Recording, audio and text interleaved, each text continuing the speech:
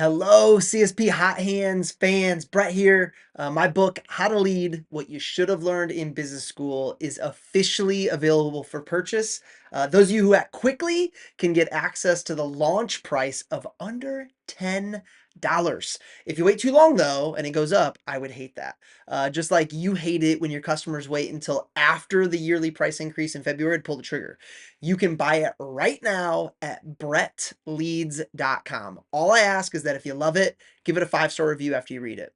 I've taken my 17 years in the business and broken them into bite-sized snippets. Almost every story and lesson that I share is from my time at Cutco. Whether you're a Hall of Fame CSP, new events team member, or you're a manager, I think you're going to love it.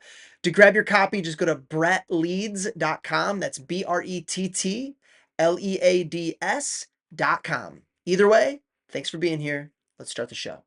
Thanks for joining us on the CSP Hot Hands 15 Minutes of Flames edition of the podcast. My name is Brett Wiggins, and I get to serve as your host. We know sometimes you don't have a full hour to soak in every moment from our 60 minutes of fire. So we've created a condensed version of highlights for each episode for you to be able to enjoy. Your 15 minutes of flames begin now. Let's do it.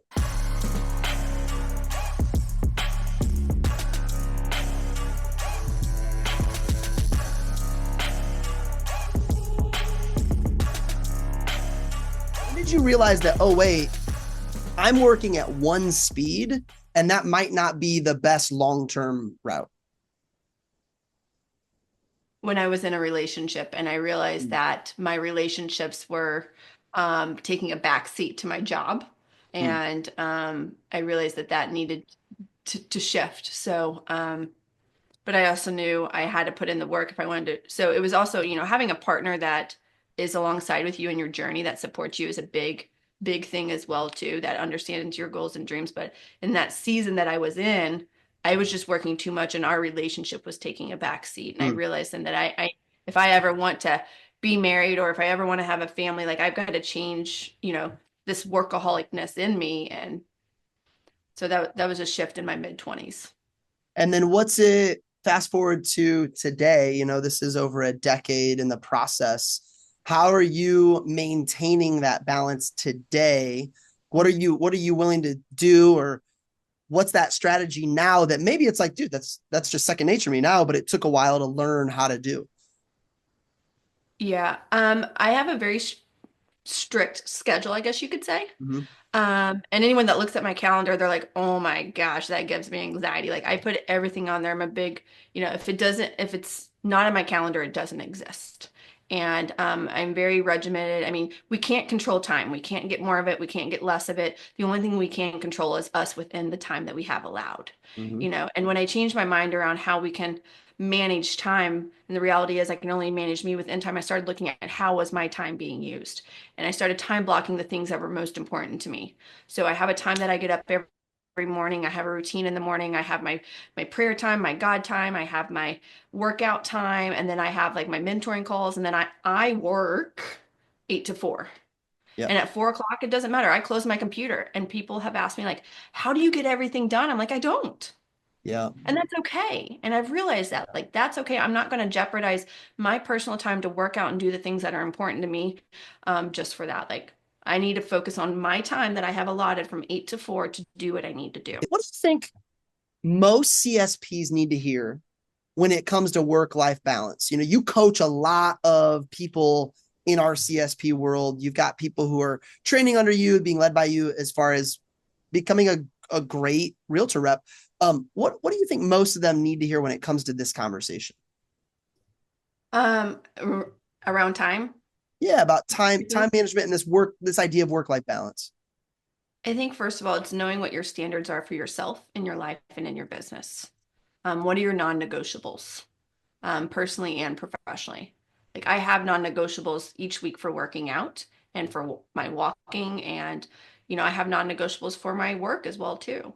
And I think it's knowing what those are and then making sure that you front load your first half of your week to make sure that you do your non-negotiables and you get them done. But you have you cannot measure what you do not track. And I'm a big believer in that. Like, right, if you want to lose weight, what are you going to track? You're going to track what you're eating, you're going to track your exercise. If you're not tracking things in your business, like, how are you going to grow? You cannot measure what you do not track.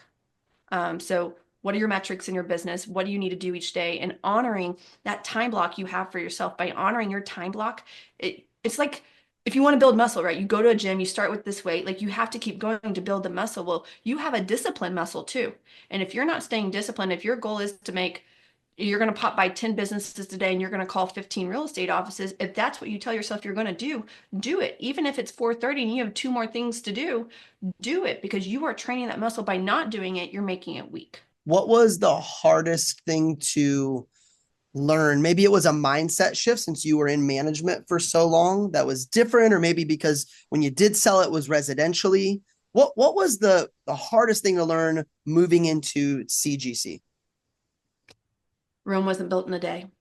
You Mm. know, you're coming off, even with being in management, or if you're coming from fairs and shows, like you get immediate results. You get immediate results from a training class. You get immediate results from a fair and show.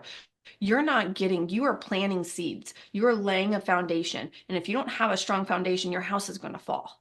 You got to plant the seeds, you got to water it, you got to fertilize it for it to grow properly. You are building a business. You got to do things the right way and build it. Because if you don't, you're going to have setbacks. So, not to expect immediate results, but know this is a building process. You will get results along the way, but make sure you celebrate your small wins as much as you do your big ones, because those small wins is what's going to keep you going and create the habits that you need for success. What do you think is the biggest challenge today in your business with selling to that community with the current climate that they are in? Yeah. Well, first of all, it's very important for you to know what's going on in the industry that you're working in. So even if you're specializing in roofers, you got to know what's going on in the roofing industry.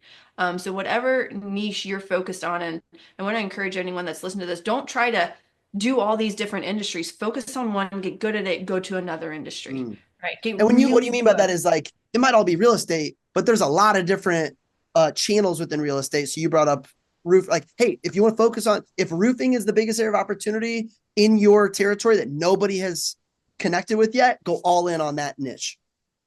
Correct. Yes. Because once you get good at that, and first of all, you're going to organically, being in the real estate industry, there are tons and tons of other industries that you're going to organically get connected to and network with, that you're going to be able to help and serve with their gifting needs. Like, it's just going to happen.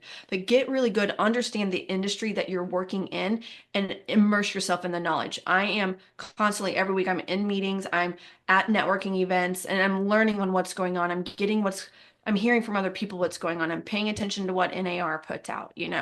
So the market that we're in, I remember when I started working with real estate agents 10 years ago, it was a slower market like what we're in now. Like, it was a healthy competitive market. And anyone that's been in the industry a while will tell you, like, it's it's a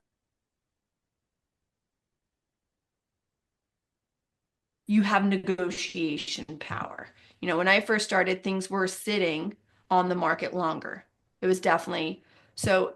Where we're at right now, and every market's different, first of all. Every state's different, every city's different. Like, they are all different. Um, and there are people that are having their best years ever. There Right. are people that are having terrible years. There are people that are having mediocre years. Like, I mean, it just depends. It's the cycle of people buying and selling. But something that I was reading a study a couple months ago, and it was talking about the average person now is staying in their home 12 years. What are the biggest mistakes you see people that are new into the space make, and how would you encourage them to avoid it? Yeah, it's like you're a small child. You want to run before you can even crawl. Yes. Um, I think the baby analogy is a perfect one there. Um, I think a lot of people, again, it's the whole we're selling Cutco, getting that mind shift from and really understanding the value of what we do. So I see a lot of mistakes that people make is they're working too hard to sell them Cutco versus selling them what it does for their brand and their business long term. Um, so I think that's a big mistake. I don't know that I would call this a mistake, but this is a big fear that I see, especially people coming into the real estate side of things. And everyone's like, oh, that won't be me. I won't have a problem picking up the phone and calling people or popping into an office. Yes, you will. You're going to have a fear. And it happens. I think I can count on one hand in my 10 years how many people did not have a fear.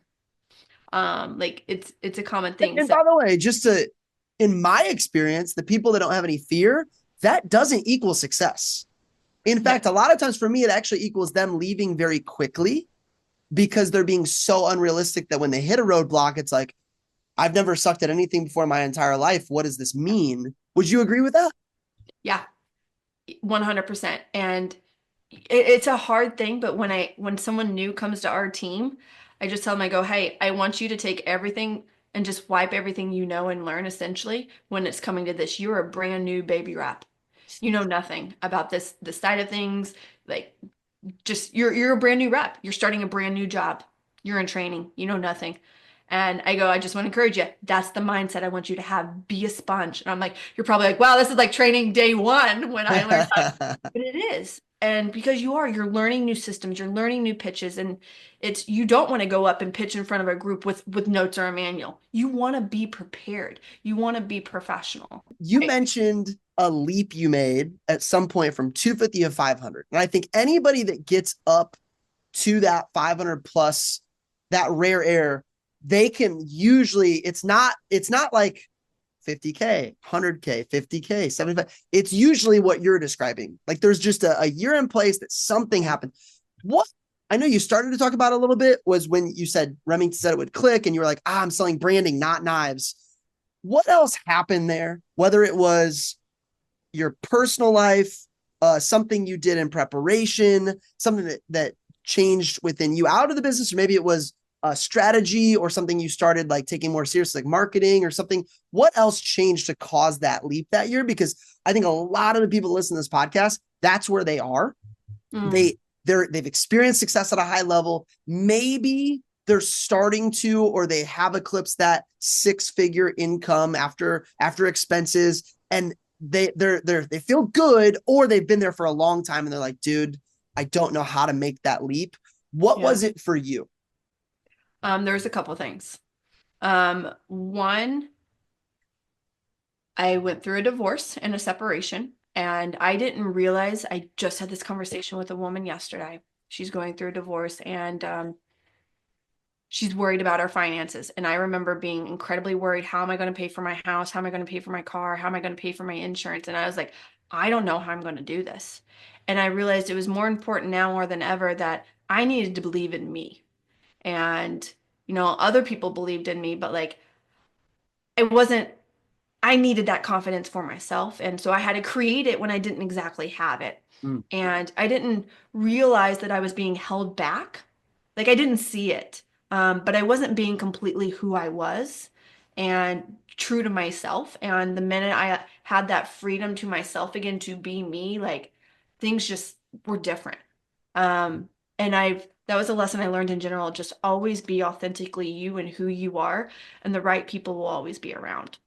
Um, I don't just want them to buy. I want them to understand how this is best for them and for their clients.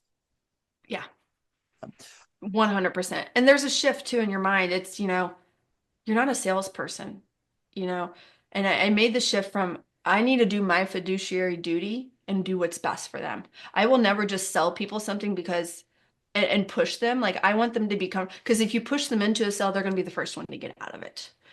So I always want people to feel comfortable with what they're doing and be excited about what they're doing. I like a financial advisor, right? They have a fiduciary duty. I treat my business and with my clients the same way. Like I have a fiduciary duty to do what's best for them in their business. And if I know they can't afford something right now, then we're going to wait until the time is right. So I really put on the consultative hat and really position myself in Dude, you're that manner now. so right. I mean, I have a very good relationship with my financial advisor, and I don't think I've ever felt like he's sold me on any of the decisions I've made. I feel like he always comes back with questions and then education, and then, hey, if you want to do something based on this new knowledge, let me know. I and that's why I've stuck with him for so long is because there's that trust there. What's come from that pursuit of your own personal growth? There's a couple things to that. Someone said to me one time, everything rises and falls with leadership.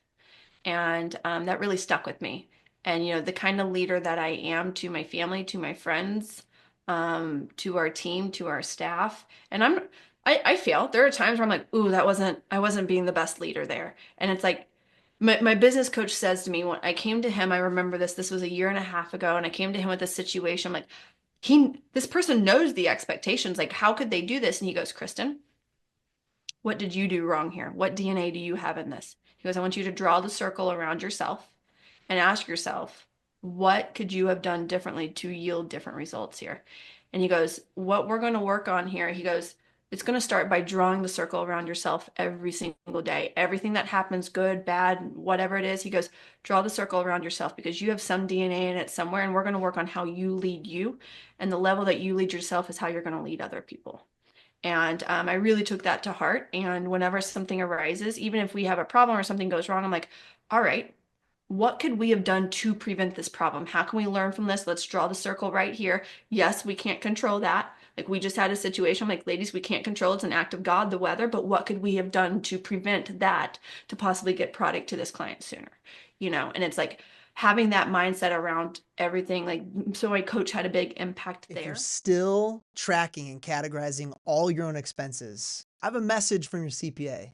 Stop. If you're listening to this podcast, chances are your goals include growing your sales. And one way to do that is delegating admin responsibilities by trading time for money. Rising Stock and MyBooks.pro is exactly what you need. Rising Stock is an all-encompassing financial tracking and coaching program where MyBooks.pro is exactly what it sounds like. They just do your books. You can choose to just have them track your expenses or take advantage of everything they have to offer. Do your business and your CPA a favor by scheduling a free intro call today at linktree/CSP60. That's linktr.ee/CSP60. That's linktree/CSP60 with a dot before the two E's. Thanks for listening, and for some of you watching, I want to remind you that all resources from today can be found at linktree/CSP60. That's linktr.ee/CSP60. That's linktree/CSP60 with a dot before the EE. If you want to be a member of our live Zoom audience for one of our upcoming shows, email bwiggins@vectormarketing.com.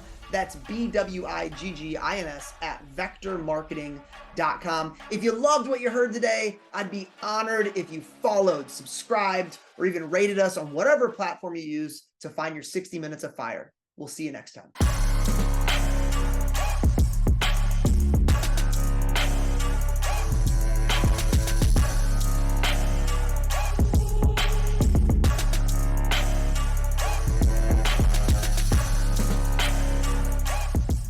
Working with Trent Booth and the Veritas Leadership Group over the last decade has unlocked things within me that I never knew existed until they were coached out of me.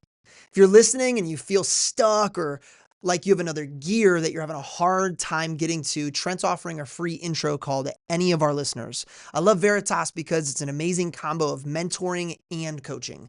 I get what I need when I need it most. It's also a flat monthly rate, which is awesome for anyone looking to give it a shot with no contract and no long-term commitment. Schedule a call with Trent today by going to linktree/CSP60. That's linktr.ee/CSP60. That's linktree/CSP60 with a dot before the two E.